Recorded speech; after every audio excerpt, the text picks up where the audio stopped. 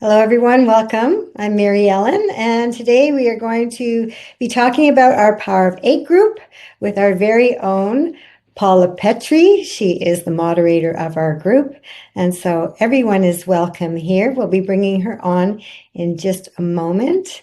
I will give her a brief introduction of the amazing woman she is.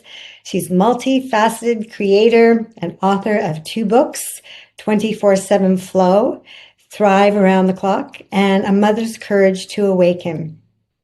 She is a presenter and a shamanic energy medicine healer. She hosts retreats and is the facilitator of our very own Power of Eight group. Currently, she serves as the assistant producer for Curious Youth, an upcoming TV series featuring 6 episodes that introduce young people to the science of consciousness. Paula holds a PhD in education and has spent 25 years working in the fields of disability and family empowerment. 2 years ago, Paula made a bold move to change her life. She sold her home in the US, placing her belongings in storage and embraced the nomadic lifestyle. Living in many parts of Europe and Great Britain, she is following inspiration wherever it leads her. Please welcome Paula Petry. Hello, Paula. Hello, Mary Ellen. Hi. So let's begin. Let's talk a little bit about what you're all about and your life journey. How did it start and bring you to this point? My awakening journey really is tied directly to my children, primarily to my daughter, who was born with a significant disability. And it was in 1984. And it really lives true to something that I much later learned Joseph Campbell saying is that, the awakening part of the journey is accepting the life that is before you. And when we accept that life and give up the one we planned, then the journey begins, right? The awakening process, the being in flow with what is possible. And with my daughter's birth, she was born with spina bifida, a significant disability with a paralysis at her waist down, significant paralysis.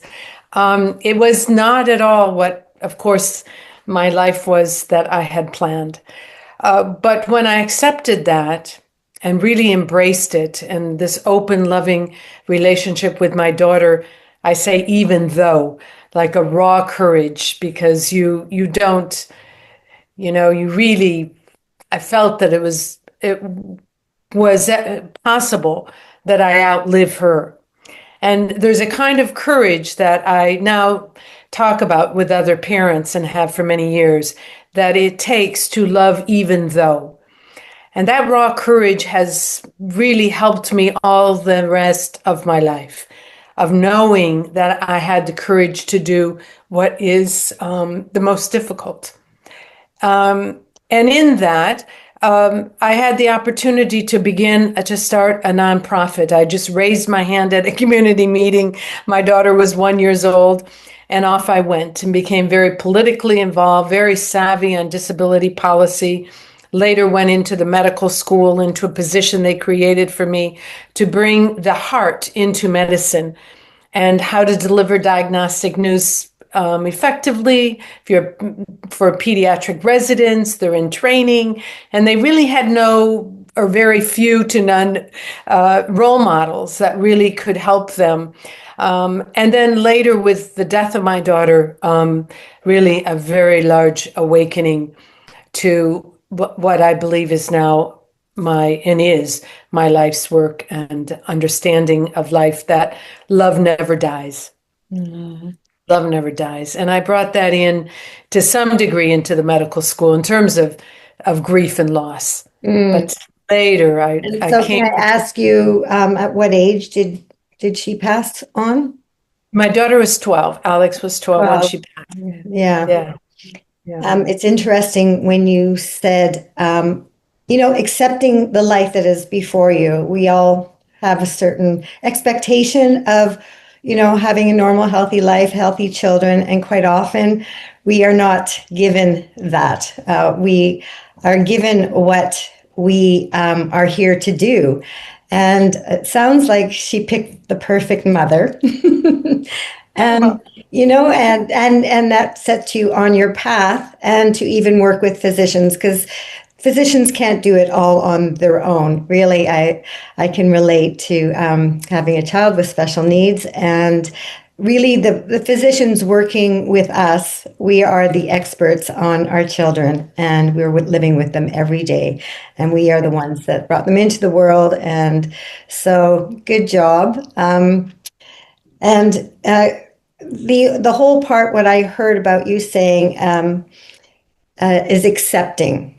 Once you, it's like a mourning, a grieving, Yes. when you don't have this perfect healthy child, and you have to go through that grieving process. And when you get to the acceptance part, that is when you can step into your power and take control of the situation and go, I can do this. I am the perfect mother for this child. Oh, on the beginning part of that, you probably think it's like, how am I going to do this? And what you learn on your journey through that process is exactly probably what your soul meant for you to do. So good for you. That's a lovely beginning. And I know you've written a book, A Mother's Courage to Awakening. And we're going to link those in the bottom if anybody is interested in that story of yours, and how you dealt with it and how it initiated your healing and started you on this journey for inner peace. So tell us a little bit about your family life, your career in the disability and family empowerment, and your education. I,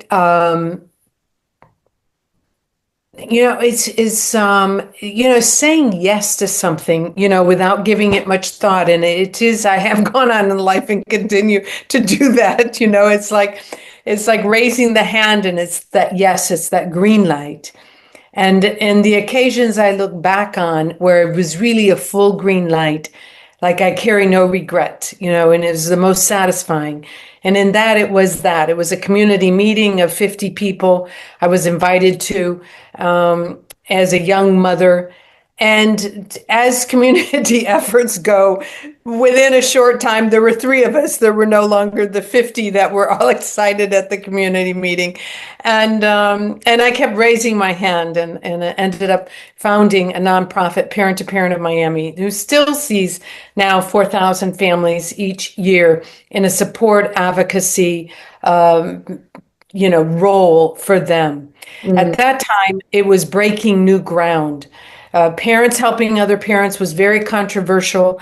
It's really based on Bandura's work, beautiful work now that's very prominent, or has helped many other peer group organizations to have a foundation, and that the ones who have lived it have a lived experience that is very valuable and cannot have that perspective. Professionals outside of that cannot have that same perspective.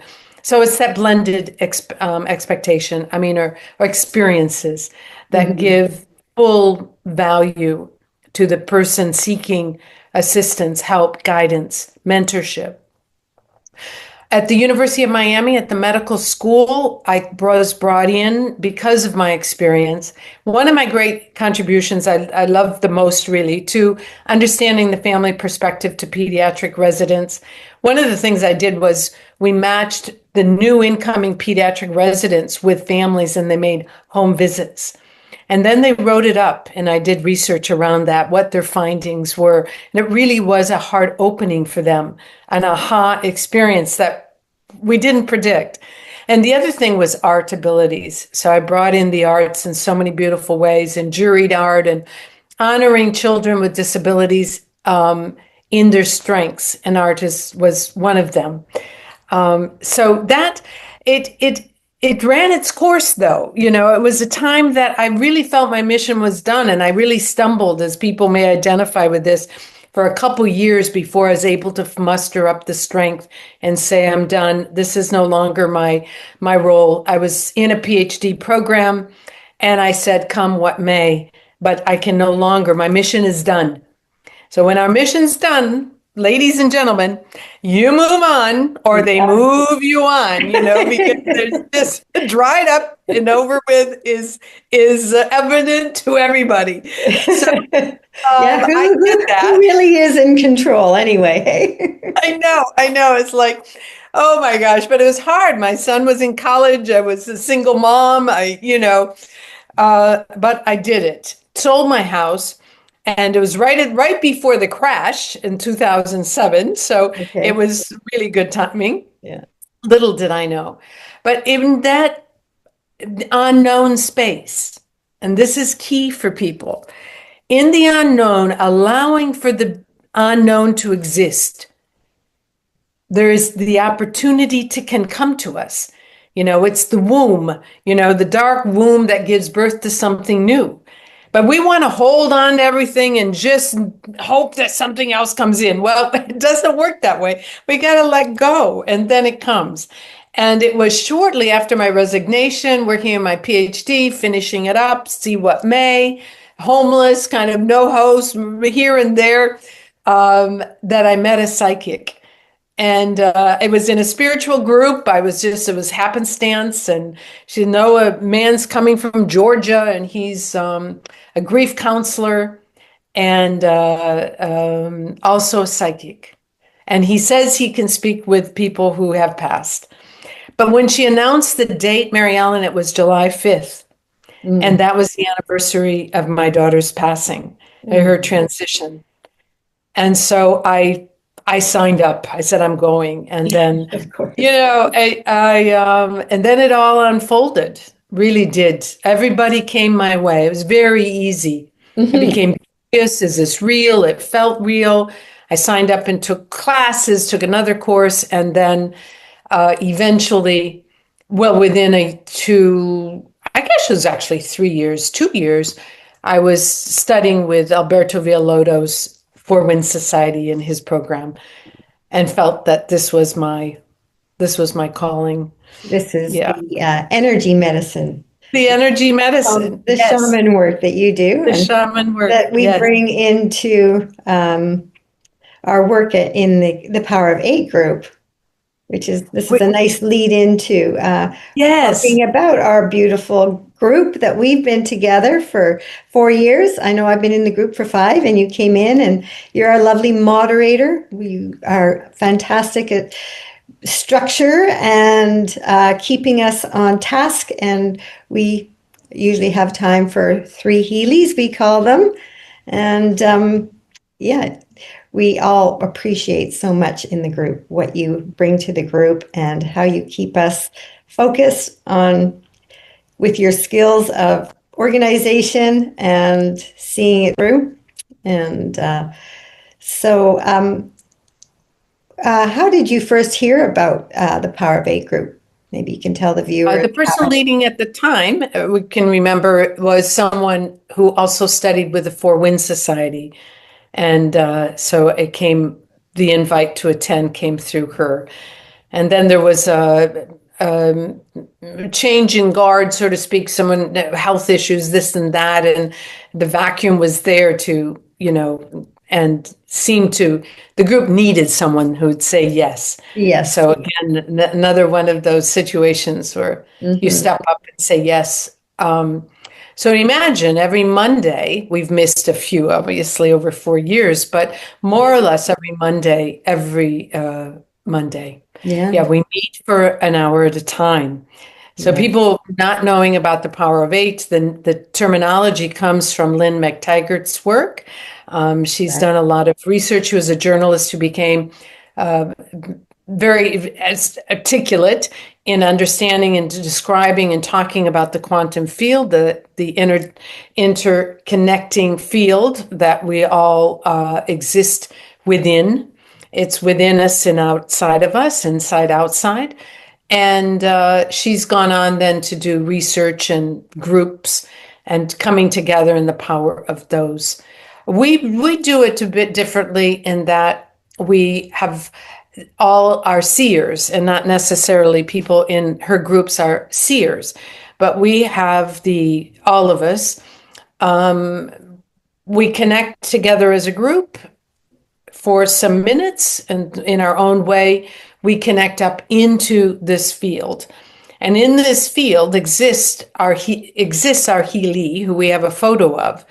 But the field is time-space is different than our 3D time-space, such that with intention, we go to that time-space, to that person. And then we read the energy of the field, we gather information, which is beautiful, but more importantly, we are transmitting energy. Mm-hmm. So the shamanic way is that the understanding of the power to be able to do that. And it's much easier to shift energy at the energetic level than it is in the mind and the physical 3D world.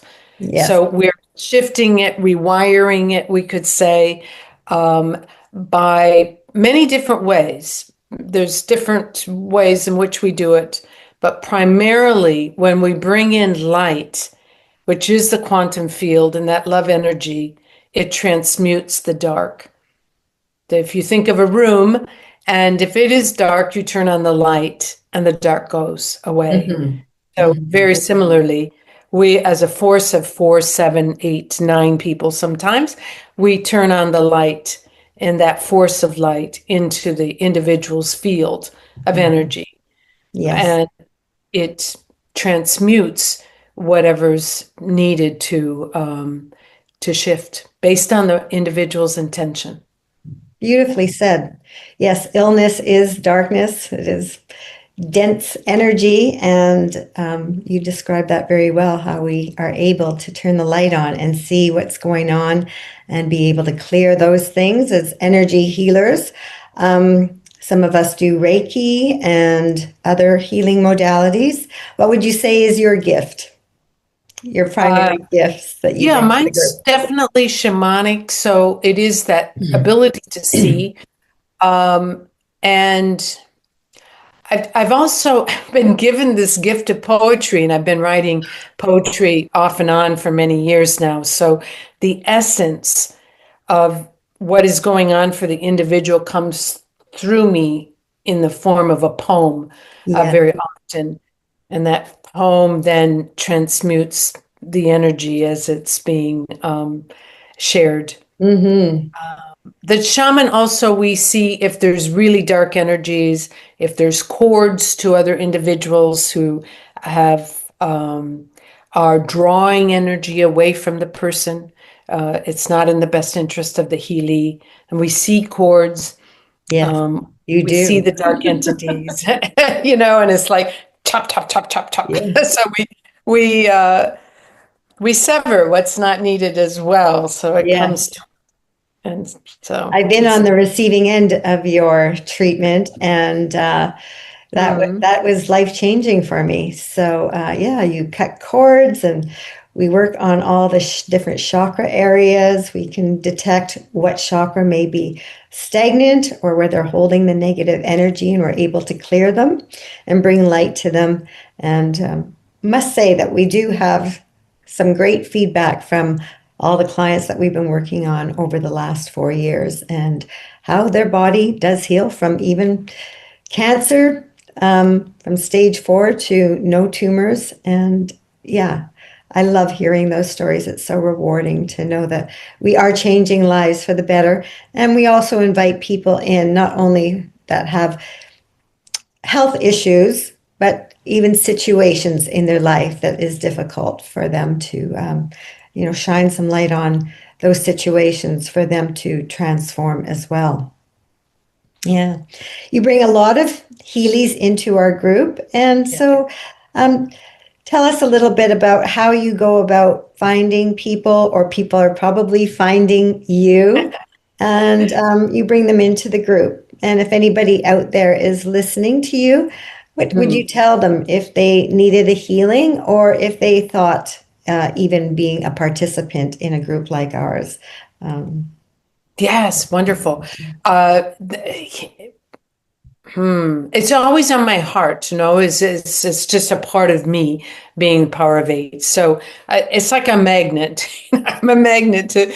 There was the one woman in CVS, if you remember, she was at the counter and paying for her prescription and didn't have enough money. I mean, clearly she wasn't going to have enough money either, right? Yeah. And so I said, she needed $20, and I'm like, okay, here. And then in walking out, it was like, would you like to have a healing? This is what I do. Wow. So it's really anywhere where people on the beach, people in the this and the that, people, of course, that I know, or my daughter's husband, or it's people talk to me, and if I feel that, again, that this could resonate with them, it doesn't with everyone, but it is the offering, and just knowing that. So anybody can contact me with a Healy. We have the photo, of course, we bring in the photo, and the intention comes from the individual, which is really important, because we're not doing anything to the person, right? We say, but Correct. we are always with the person. There's three of us in the room. The healers. There's many of us, but it's the Healy, and then there's the forces and the invisible. And we work together in doing that, in that creation. For people interested, it's already having experience, of course, and the knowing and the trust. Maybe not 100%, but pretty confident in what one's doing. It doesn't have to be extensive. It could be Reiki, and as we've been doing for a short time, and want to join and contribute. And it's to be of service. Yeah. That combination of being in the field of so to speak, in the energy field, and having the knowing, and wanting to offer to be of service and be part of a group dynamic, because no one is right in this group, as that's my biggest thing. If anybody, and we're all in line with that, right? We're all touching different parts of the elephant. Yes. Right? So there's nobody that's like, okay, now we'll turn to this person who's going to, she's right. Oh, she got it right. No. We all have different parts of the elephant, and we're always all correct in what we offer and what we do. Yeah. Yes. So beautifully said. So yeah, any of our listeners out there, if you have any condition or situation, we'll have a link below, and you can get a hold of us, and we can put you in the queue.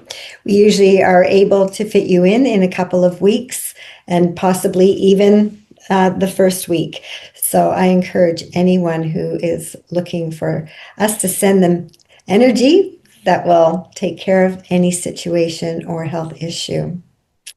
So Paula, if I could add to Mary Ellen, just to that for the listeners, if it's really, if you can, if you're getting a diagnostic, it's really important to call us for us to do a healing before the results come in. Just as a reminder, and to reiterate that, it's like a rubber stamp. Right? It's like the authorities come in and you have this.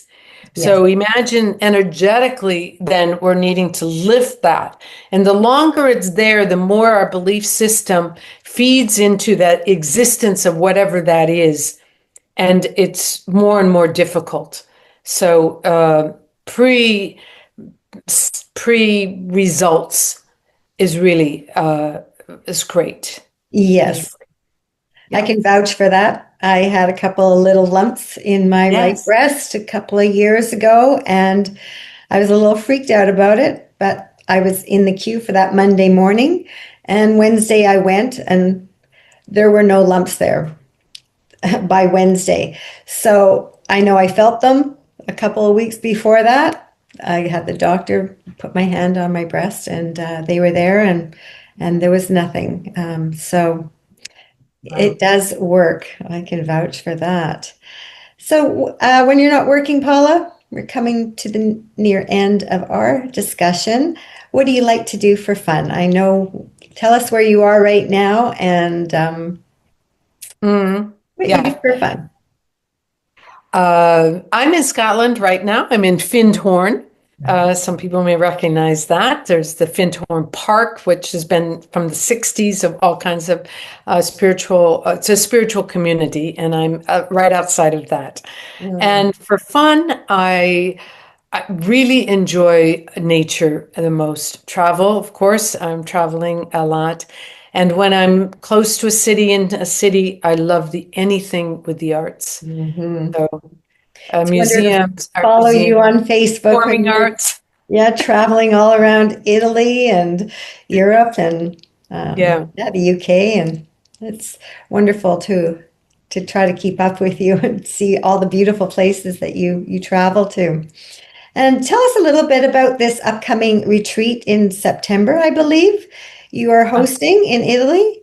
And yes. we'll put a link down below for anyone who is interested in this.